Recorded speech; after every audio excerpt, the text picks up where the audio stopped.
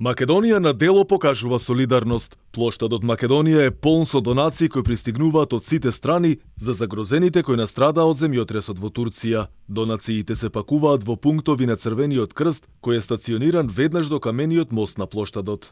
Помош пристигнува од секаде, буквално од сите градови на Македонија.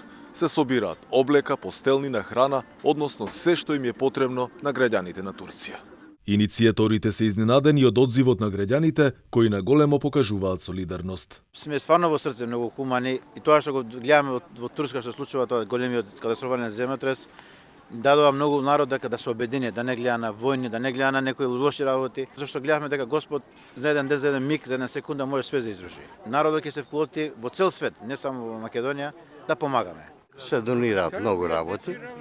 Така сега се прави селекција, тоа да се пакуе и да се препакуе и да се транспортира. Хумани граѓани, компании донираат облека, обувки, покуќнина, храна, вода и хигиенски производи кои ќе заминат за семејствата кои беа погодени од земјотресите во Турција и Сирија. Бурадан Türkler, Arnavutlar, Boşnaklar, Makedonlar. Тука се собрани сите студенти турски, меѓутоа не се само турци, албанци, македонци, сите ни даат на помош.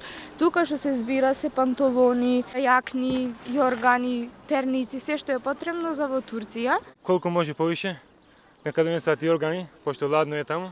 Постелини донирав. И така. Хумани сме како народ, гледам, доста. Па има доста колку што гледам. Али што нешто што не ги користиме дома, а мали се за дечиња вака постелнина. Колку сме хумани, еве гледам. Па многу, секогаш.